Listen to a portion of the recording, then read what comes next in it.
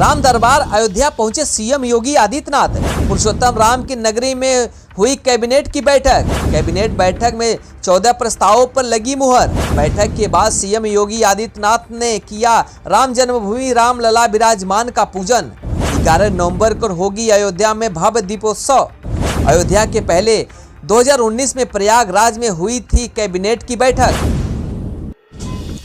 मुख्यमंत्री योगी आदित्यनाथ अपने पूरे मंत्रिमंडल के साथ रामनगरी अयोध्या पहुंचे। 11 नवंबर को होने वाले भव्य दीपोत्सव से पहले कैबिनेट बैठक अयोध्या में की गई। इससे पहले मुख्यमंत्री योगी आदित्यनाथ अयोध्या राम कथा पार्क पहुंचे। योगी आदित्यनाथ के नेतृत्व में मंत्रिमंडल के सभी सदस्यों ने हनुमानगढ़ी में दर्शन किया।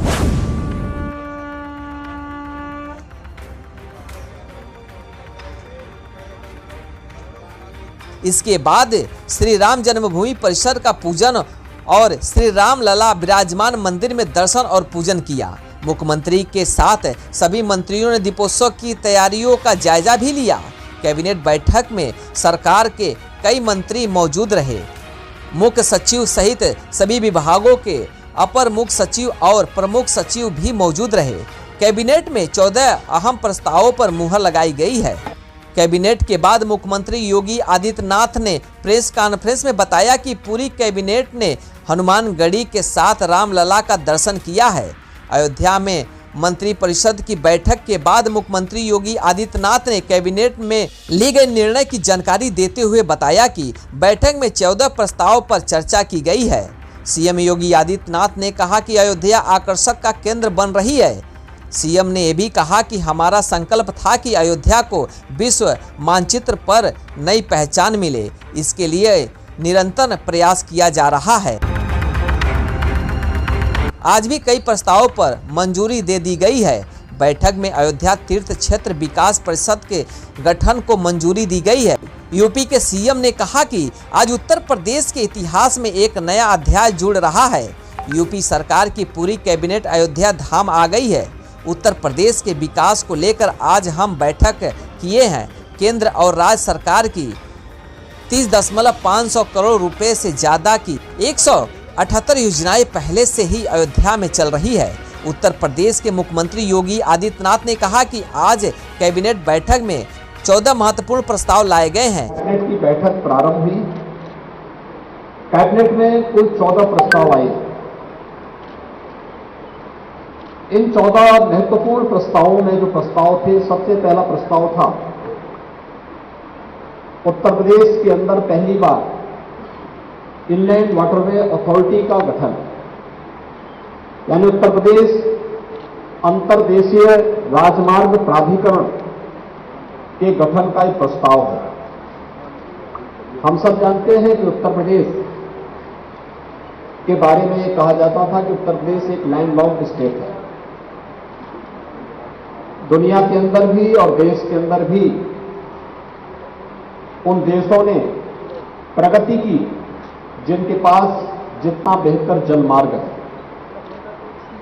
देश के अंदर भी वे राज्य आगे बढ़ गए थे क्योंकि उनके पास एक्सपोर्ट की सस्ती सुविधा थी, जिनके पास जलमार्ग था।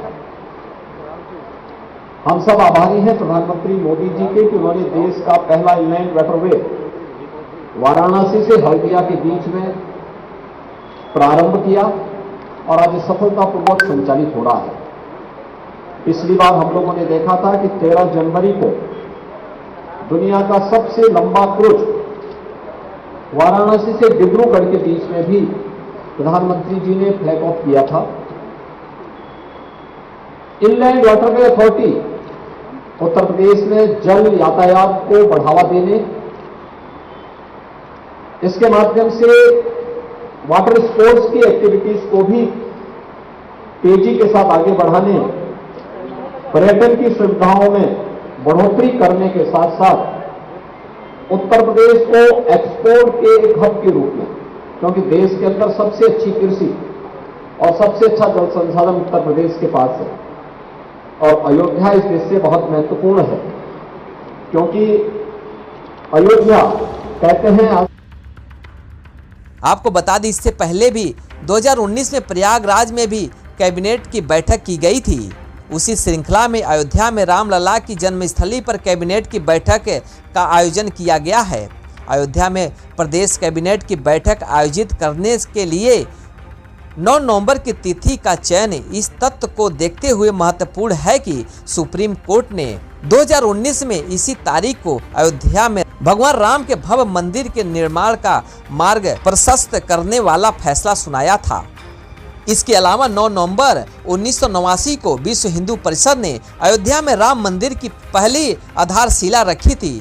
आमतौर पर उत्तर प्रदेश में कैबिनेट की साप्ताहिक बैठक राजधानी लखनऊ में मंगलवार को होती है, लेकिन इस बार गुरुवार को अयोध्या में बैठक किया गया है। बहरहाल मुख्यमंत्री योगी आदित्यनाथ ने अयोध्या में कैबिनेट बैठक कर लोकसभा चुनाव का आगाज कर दिया है, तो वही दूसरी दल के भी लोग भगवान के नाम पर अपने वोट बैंक में कोई कोर कसर नहीं छोड़ना चाह रहे हैं। अब देखना ये होगा कि क्या भगवान के नाम पर राजनीतिक पार्टियां वोट बैंक को जुटाने का काम करेगी, यह तो आने वाला वक्त ही बताएगा। Bureau report, daily news media, Ayodhya.